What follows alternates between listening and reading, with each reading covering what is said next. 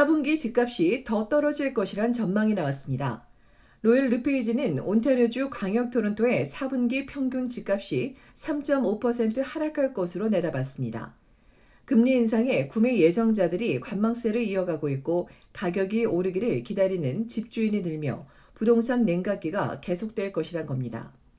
때문에 지난 7월 3% 상승을 예상했던 르페이지는 오늘은 올 4분기 집값이 이전 115만여 달러에서 7만 2천여 달러 낮아진 108만여 달러가 될 걸로 예상했습니다. GTA 집값은 3분기 들어 전분기 대비 5.9% 하락하며 2분기 연속 떨어지고 있습니다. 필소포 르페이지 최고 경영자는 성수기인 9월에도 거래가 끊긴 점을 들며 주택시장이 조정 중이라 올해 집값 상승은 기대하기 어렵다고 설명했습니다. BMO 수석 전문가 역시 연방중앙은행의 추가 금리 인상이 유력해지면서 집값은 더 떨어질 것이라고 예측했습니다. 그러면서 금리 인상이 주택시장에 미치는 전체적인 영향을 보려면 내년 중반까지 기다려야 한다고도 덧붙였습니다. 이처럼 GTA 주택시장 조정기가 당분간 이어질 것이란 전망이 우세한 가운데서도 전반적인 집값은 코로나 팬데믹 이전인 2020년 1월 90만 달러보단 여전히 높은 수준입니다. 캐나다 전국의 평균 집값도 2020년 3분기에 비해 25% 상승했습니다. 다만 GTA와 마찬가지로 올 들어 2분기와 3분기 연속 가격이 떨어졌고 4분기에도 0.5% 하락할 걸로 전문가는 예상했습니다. 르페이지 측은 다만 집값이 팬데믹 이전 수준까지 하락하지는 않을 것이라고 전망했습니다. 한편 세계에서 부동산 버블 붕괴 위험이 가장 큰 도시에 홍콩과 독일의 프랑크푸르트를 제치고 토론토가 1위에 꼽혔습니다. 스위스 금융그룹 UBS에 따르면 토론토는 부동산 가격이 가장 과대평가된 도시로 보통 지수가 1.5점을 넘으면 버블 위험이 있다는 의미인데 무려 2.24점을 받았습니다. 브리티시 콜롬비아주 밴쿠버도 1.7점으로 토론토와 밴쿠버가 북미에서 가장 위험한 도시에 이름을 올렸습니다.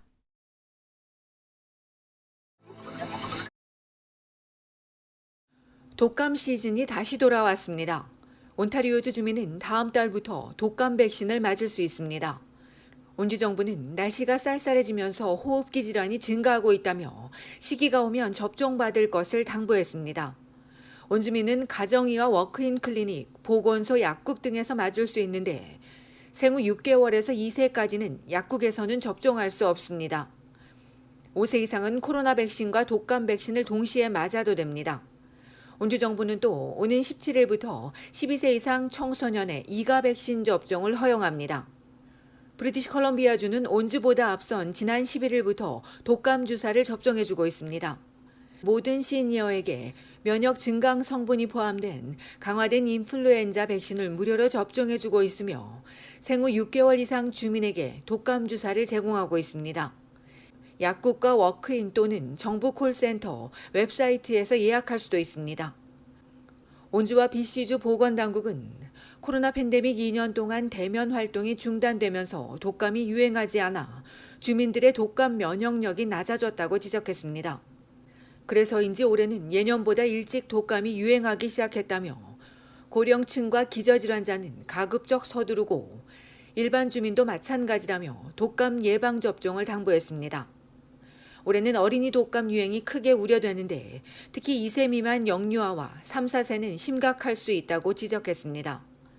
또 코로나19와 동시에 독감이 유행할 가능성이 높기 때문에 올해는 더욱더 독감 접종이 중요하다고 강조했습니다.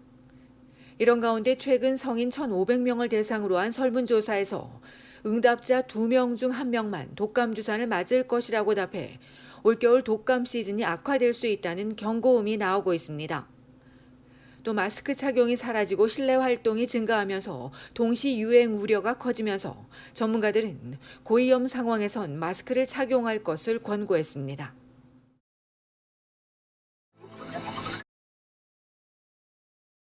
온타리오주 토론토의 피어슨 국제공항 측이 내년 1월 1일부터 공항 이용료를 인상한다고 밝혔습니다.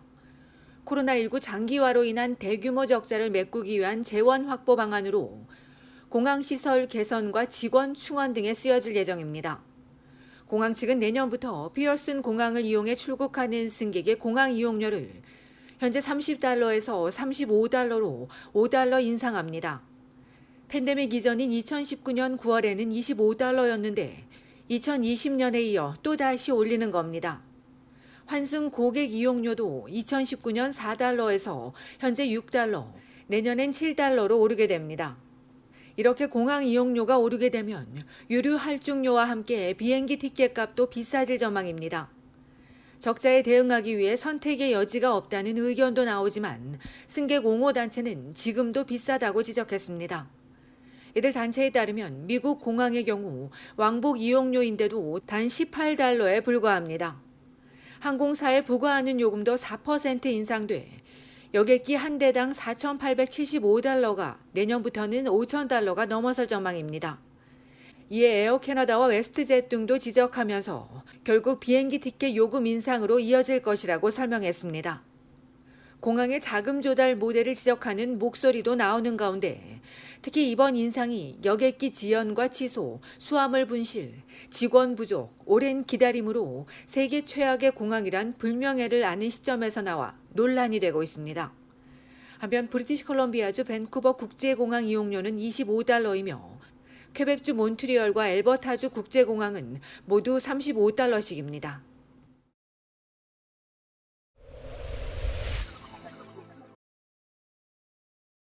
오늘 새벽 온타리오주 미시사가 톰켄 로드와 브리타니아 로드에서 뺑소니 사고가 발생했습니다.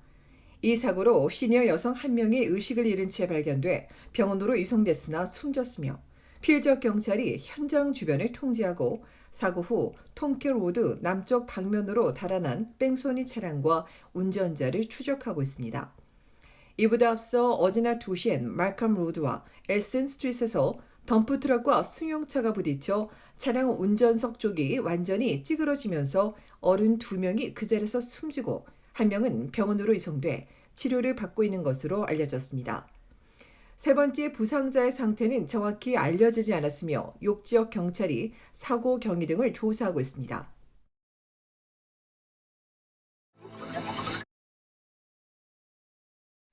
어제 오후 온타리오주 놀스역 서쪽 제인 스트리트과 로렌스 애비뉴 웨스트에서 칼부림 사건이 발생했습니다.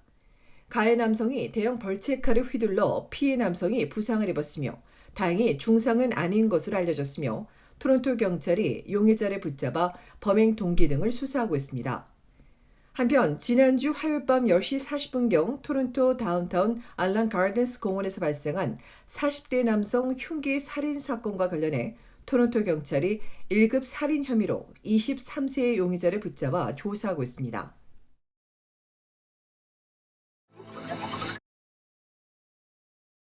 브리티시 콜롬비아주 메트로 밴쿠버의 기름값이 하루 새 무려 35센트가 낮아졌습니다.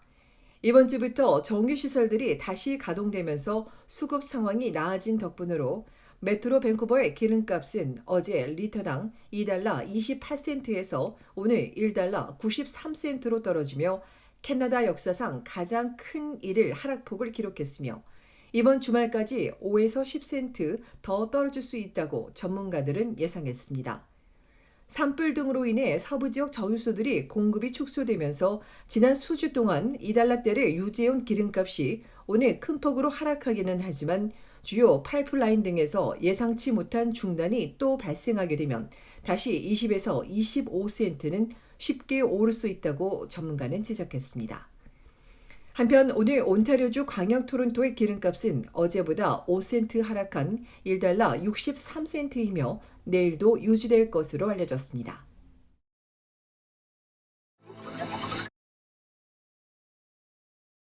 민주평화통일자문회의 토론토 협의회가 오는 19일 수요일 오후 6시부터 더프린 서울관에서 평화통일 토크 콘서트를 개최합니다.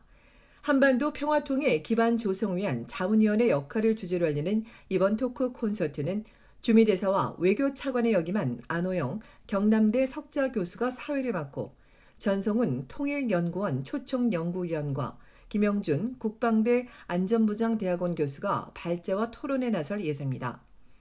또 하루 전인 18일 화요일엔 동부 시간으로 오전 10시부터 오후 3시까지 온타리오주 오타와에서 온 오프라인으로 한끼 평화통일 포럼이 열립니다. 안호영 석좌 교수와 폴 토필 연방 외교부 아시아 태평양 차관보, 조나단 밀러 맥도날드 러리의 연구소 인도 태평양 파트 이사, 크리스토퍼 그린 국제위기그룹 한반도 수석 컨설턴트 이외에 한국 측에선 김영준 국방대학교 안전보장대학원 교수와 전성훈 통일연구원 초청연구위원이 참여합니다. 포럼에 관련한 자세한 내용은 협의회 홈페이지에서 확인할 수 있습니다.